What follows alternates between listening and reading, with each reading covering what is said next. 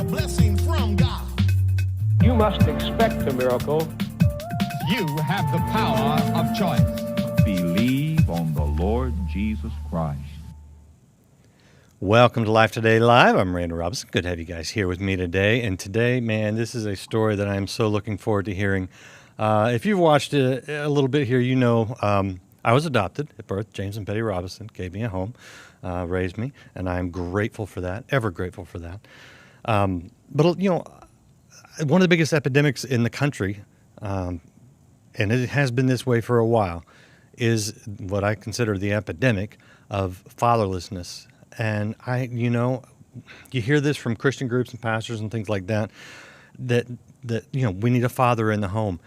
But it is so true, and the culture does not always seem to recognize it, but it is true. Grew up without a father, whether it was a father who wasn't there, incarcerated, or maybe he was addicted, or even if he was, just a successful businessman. I think I look at some of, I won't name names, but some people who are very successful in their field of sports or entertainment or business, and they're just not there for their family. That absence of a father is really damaging to children. And now we have generations of it, and we have to break this cycle. How do we do it? Well, you're going to hear the story of one woman who has done that and is continuing to do that. And frankly, when you grow up without a father, you have to learn to do it. That's what my dad had no father in the home. He knew who his father was, but he was an alcoholic. He had to learn to be a father to me. And so this is something you can do if you're in that situation. You won't do it perfectly, and that's fine, but you can do it. So Blair Linne is my guest today, and she is a spoken word artist. She's a Bible teacher. She's an actress. You may have seen her on things like Malcolm in the Middle or Alias or Boston Public. She's got her own Saturday morning show called Skate. But she has a book out right now, and it's called Finding My Father. And this is such a beautiful story. I'm very excited. So you guys jump on in here. Chat is open. You're invited to be a part. Hit subscribe, hit follow, hit share, do all those things, and be blessed by this amazing story. Blair, it is so great to have you on Life Today Live. It is so good to be with you today. All right. I'm going to turn it over to you. The spotlight's on you. You have the stage. All right. Tell us your story, and I'll interrupt when I need to, but I just really want to hear your story. Yeah. So basically in my book, Finding My Father, I talk about how I was raised in a single parent home. Prior to that, actually, when my mom found out she was pregnant with me, she actually was going to abort me. And the Lord had other plans. She then was going to give me up for adoption, and the Lord had other plans. She decided to keep me and moved my sister and I a couple thousand miles away from my father and from really our whole family. So I was raised in Los Angeles, California, in South Central Los Angeles. And my relationship with my father really looked like a couple of phone calls a couple times a year, so there really wasn't much relational dynamic between the two of us. He was very kind when we did have those phone conversations, but he wasn't there. He wasn't present physically, emotionally, spiritually. And so, my mom really bore the weight like many mothers do. Of course, at that time, I didn't understand the implications of not having a father in the home, how that would impact me. But we struggled with poverty, which, all the statistics point to that fatherlessness, you can basically determine that there will be poverty because of fatherlessness in many homes.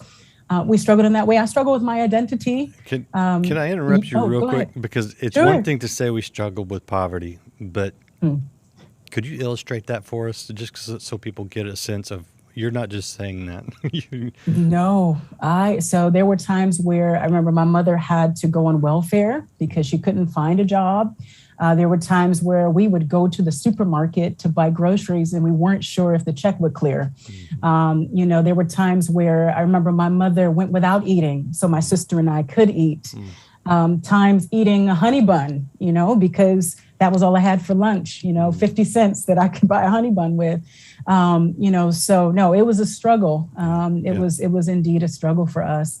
And My mom, though, really tried to give us the best that she could. So I remember, at 9 years old, she researched on camera acting classes. How do I, pour into the talents that my daughters have and try to push us forward in entertainment. And so I started acting when I was 9 years old.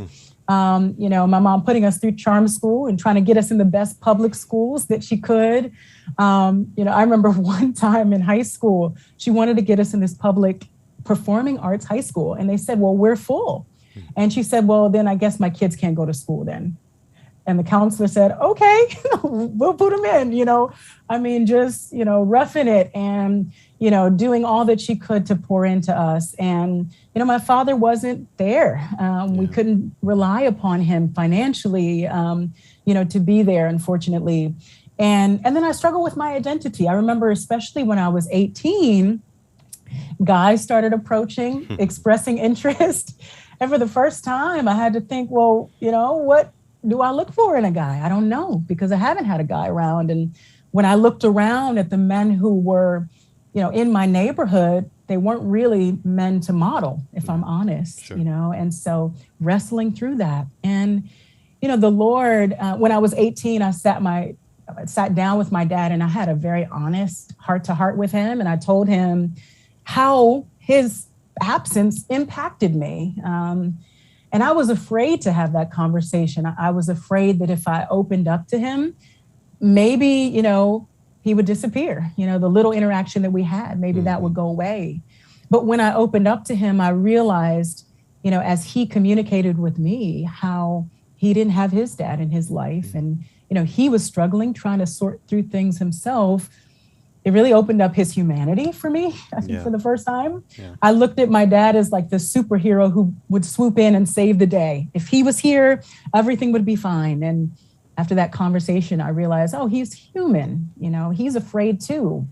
And we really kind of, from that moment of 18 years old on, started to build our relationship. So he started calling more regularly. And I talk about in the book how, once I came to the Lord, I came to the Lord at 22 years old. What I realized when I came to the Lord was that the Lord wanted to show me that he wanted to be my father. He wanted to be the father, right, who would never leave, the one who was reliable, faithful, dependable. And I had to understand that. When I came to Christ, I knew that I had been forgiven of my sin. I knew that God was the judge, right, who showed mercy. But to wrestle with, wait, no, he's my father and he loves me. He doesn't just tolerate me. He wants to actually have a relationship with me and lavish me with his love.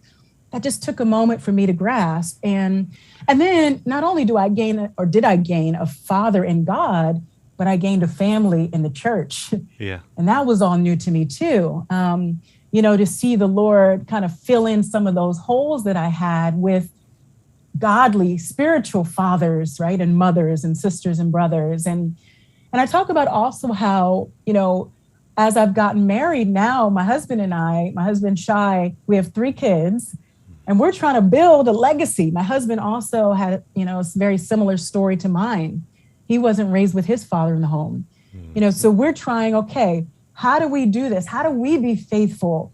How do we pour in our children that, Lord willing, will build legacy for future generations that, we can break that cycle of fatherlessness and all of its impact. I want to talk more about that in a moment, but I want to back up for just a second, because the idea of an unseen God fulfilling any kind of human father role is very foreign to people who are not Christians, who have not been spiritually reborn. I mean, I think in a lot of ways they don't have the spiritual eyes to even see that.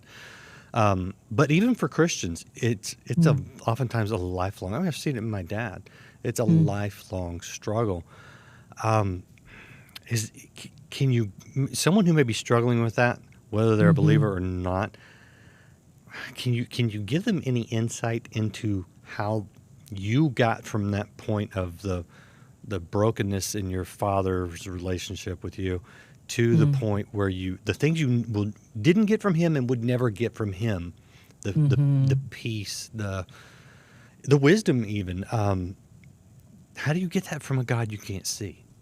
Yeah, that's a good question. I think from his word that has been my anchor, being able to wrestle through the passages which speak about God being our Father. So, I think, for example, of Ephesians 3:15, which speaks about all fatherhood derives its name from God. And I think starting there helped me to see that, well, wait, it's not that I look at my human father to understand God. Yep. Right. Yep. And I say, okay, well, there's brokenness in my human father. So therefore, there must be brokenness in my relationship with my heavenly father. No, I have to look at fatherhood and realize, no, God defines fatherhood. He's the first father. Right. And so even starting there is helpful. Another thing for me that's been super helpful is recognizing that my union with Jesus makes all the difference. So when we look at what Christ has accomplished, we know through his death, through his resurrection, we have been saved. But in that salvation, it's not just forgiveness of sin. We are allowed this relationship with Christ and with the Father. And the Bible says the same love that God has for his son, he has for us. And that's like, it just blows your mind when you really take the time to think about that. The same love that he has for the son, he has for you, right? The same love that the Trinity, shows towards each other, he has for us sinners. He loves us. He sees us through the lens of Christ. And so that's helpful. And understanding, what does it look like to cast all of my cares to the Lord? He's the Father that will never leave. Though your mother and your father forsake you, I will never forsake you. Like, I will take you in.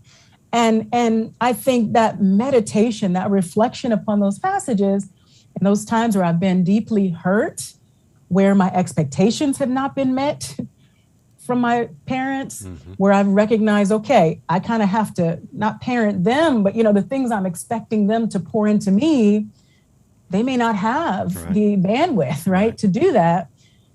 I then go to the Father and I'm able to pour out my heart. And the Bible says his ears are attentive to the cry of his people. He hears us, he listens to us, and he answers us. When we think about Jesus, even the Sermon on the Mount, it's really mind-blowing, because what he does, when he says, when you pray, you can pray, right? Our Father who art in heaven. It's just, and I'm sure the disciples like, what? Like, our Father? Because it was not a concept, right, that was typical, in the Old Testament. This is a new thing that Christ has ushered in for us. And so I think that's just a little bit of being able to reflect upon those truths have been life-changing for me. Yeah, that's a little bit, but that's a lot. And that is so much. We're talking to Blair Linne. This is her book, Finding My Father. You can pick it up wherever you get books. And she tells her story in more detail. So, it's definitely something that if you're interested, you would be blessed to read. But Blair, I want to get now to the challenge, some of the victories, and maybe some of the defeats of trying to do a family the godly way, you and your husband, your 3 children, when neither of you had that example in your home. Because I know that's it's just hard. It's hard enough for anybody, even with a perfect family. But when you grew up without that, you have to look elsewhere a lot of times for the complete picture of how to be a good parent. What have you and Shai done? Yeah, I think one of the main things that has been super helpful for us is just having models and being able to observe families. I know different families, they're going to look different. They're going to do things differently. And I think that's what's been helpful, to say, okay, we're going to invite ourselves over for dinner. We're going to inject ourselves into your life. This is someone else, someone like a mentor. Yeah, these are mentors. These are godly couples at church that we've come across, and we say, we just watch them care for their children and say, yeah, we want to come over for dinner, have us over, and we just want to pick your brain, ask you questions. How do you do it? That's good. And we've been able to, very generously be welcomed into homes where they say, okay, come on. And, we're going to do our nighttime routine. Come on and just watch us as we do family worship. And they just enfold us into their normal, and that's been helpful because, and they're, I guess I would say, Christian normal, right? For them, and, to be able to see, well, what does it look like to have family worship? What does it look like for a godly man to lead his household? Mm-hmm. What does it look like for a wife to respect her husband? What does it look like for children to honor their parents? What does it look like to raise older children, teenagers? Our oldest is 9. So we don't know yet, but we're asking, these questions to say, how are you doing it? And, of course, we're stumbling along. It's not at all that we're perfect at all. No family is perfect, but we're seeking to be faithful and to apologize when we miss the mark, apologize to our children and say, we're figuring this out. We want you to know we're not perfect. But we're seeking to be dependent parents. We're seeking to be dependent children towards our Heavenly Father. And if we can model that, we're just praying that our children would be able to see that example, and Lord willing, model that for their children. Yeah, no doubt. And I think the key is that love covers a multitude of missing the mark.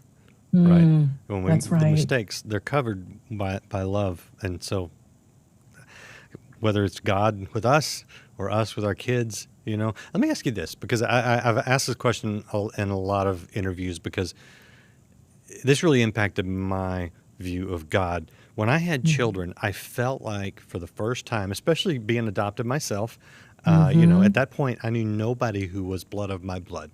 Right.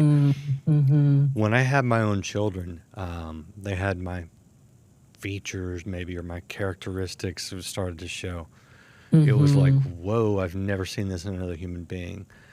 I felt like I started to understand God's love for us in the love that I was feeling for these children. Unconditional, but yet I disciplined. Even when they disappointed, it didn't change my love for them, It really, growing up in a little bit of a legalistic kind of church setting, I felt like I started to understand the heart of the Father when I had my own children. Did you guys experience any of that? I definitely did. I remember even just having a newborn when my oldest was in my arms, and the love that I had for my child. Yeah. And it wasn't based upon anything he could do. He couldn't do anything, right. But cry. That's all he could do was cry and use the bathroom, and it did. I remember just thinking, wow, okay, this is unconditional love, that you can't do anything to take my love away. You can't do anything for my love to grow. It's there. Yeah. It's just there. Yeah. And, to know that the Lord looks at us the same way, that, he just chooses to love us. He chooses to love us. Mm-hmm. And when we sin, he still loves us, and he wants to be with us. He wants us to draw near to him, and so, yes, absolutely. It transformed my view of unconditional love. All right. I'm going to get a little personal here. If you'll let me, and I think based on our conversation before the interview, you're cool with it. So what happened with your dad? Yeah. So when I was, a couple years ago, I actually was at my grandmother's funeral, and someone shared with me that maybe my dad, my biological dad, or who I thought was my biological dad, maybe wasn't. And it kind of, for the first time, it was all new to me, just kind of said, what? I was like, where is this coming from? Never heard this at all. And, it kind of, in short, caused me to ask my dad to have a DNA test. And and, found out that my dad wasn't my dad. And my mom shared with me for the first time who my biological dad was. And it was just crazy. Right before the pandemic, I actually met my biological dad right before everything shut down for the first time. Wow. So my whole story has changed and shifted in ways that I never would have imagined. So, yes, that is. It's wild. Yeah. Were you? And I ask this because you know my story. Were you Yes. upset with your mother when you found out that maybe she hadn't told you the truth? Yes, I was. Were you? I was. Initially, I kind of understood as she explained it. Mm-hmm. But as time went on, I really did wrestle with anger because I thought, here's a lie, like I've been lied to my whole life. So I definitely felt that pain, and I've had to wrestle with that. I've had to wrestle with forgiveness. I've had to wrestle with, trusting God's sovereignty in my story. I think being a parent now, like finding this out now that I have my own family and I'm a parent, it helps, kind of break the fall. I think it probably would have been a lot harder if I had learned when she wanted to tell me when I was much younger.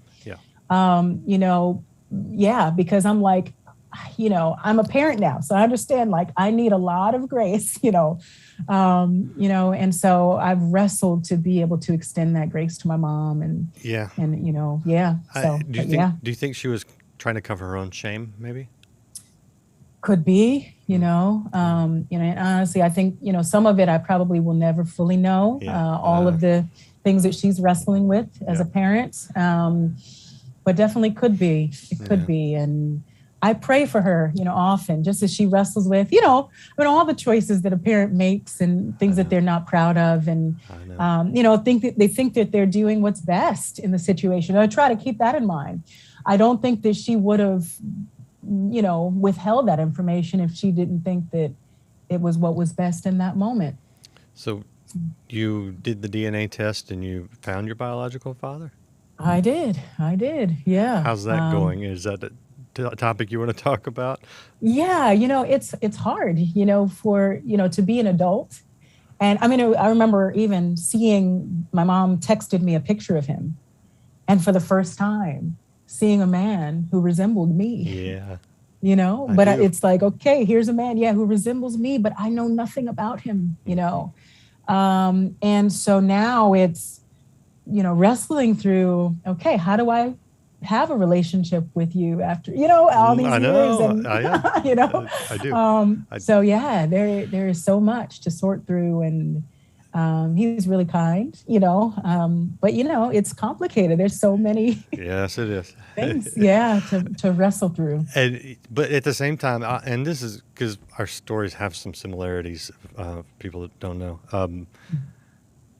anchoring everything in knowing that God is our Father, our perfect Father, and that is the ultimate, has helped me deal with the personalities, the stories, the flaws, the complexities of all that, to the point where I'm at rest, and I've been blessed to have good relationships all the way around, which you don't know going into it. It could be a complete train wreck, but none of mine have been. I know others who's gotten into some really train wreck kind of situations.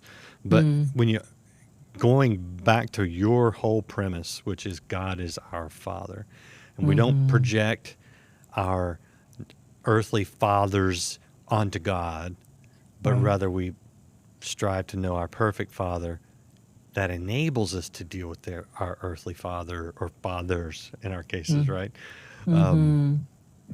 That has helped me, and I'm guessing that as you're walking through this, that has to help you some. Absolutely. And one of the things I want to say too, because my story, of course, is more of the physical absence of a father. But I also talk about the emotional absence. I talk about the spiritual absence as well. And I hope that the book will be helpful, even if you don't have the same story that I have. Yeah. But as a believer desiring to care for the fatherless, which I mean, James says, okay, here's this true religion, right? To care for orphans and widows. And, we don't often think about in our culture orphans as, those who were raised in a single mother, with a single mother. But it's Right. like, yeah, it's the fatherless. It's you have this absent place that part of you is missing. And what does it look like to come alongside and support the fatherless? I think it's something like 1 in 3 children under 18 are living in a house right now without their father, without a stepfather, without an adopted father.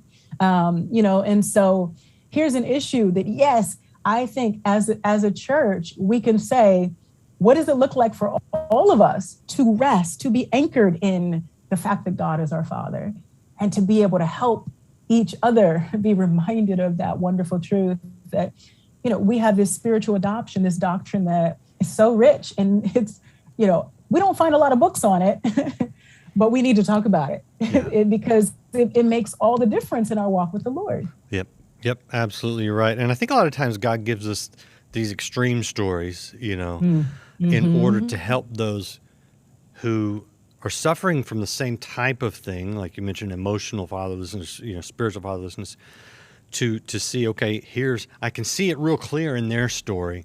And then you go, okay, I've got some of the same issues. I just didn't recognize them because they weren't quite as obvious. And I do think that's why he gives us sometimes these, stories, these kind of crazy out there stories, gets people's attention and really illustrates the point strongly that they can apply on their level. So thank you for sharing it.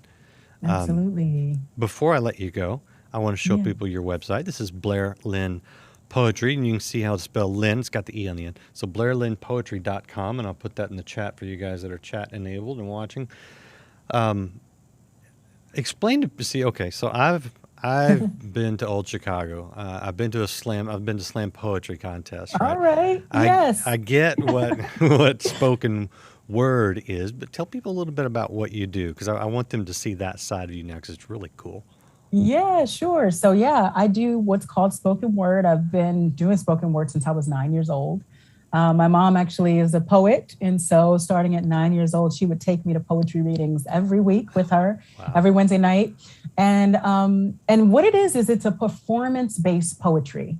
So different than, written poetry, which might have the meter, maybe we learned in English class.